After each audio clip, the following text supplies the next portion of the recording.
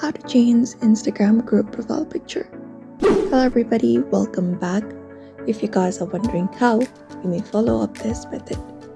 So for that, you may open up your Instagram app, and once you open up Instagram app, what you can do is head over to the chat at the top and head over to the group in which you want to change the profile picture. So go ahead and tap on the group, and once you tap on the group, in order to change the profile picture, you need to tap on the name up on it, and after tapping on it, you'll be finding an option called change name and image. Go ahead and tap on that option. After that, here you may select up a photo from your device or select up emoji. For now, let's head over to the you may select up image. For now, you may tap on this option right here, picture. Tap on it and select the option called choose from live ready. After that, you may select the picture that you want to change and tap on the dot at the top.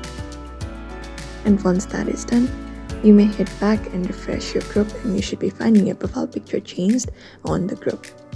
Your group profile picture changed. So that is how you change a group picture. So I hope this video was helpful, and thank you for watching this video.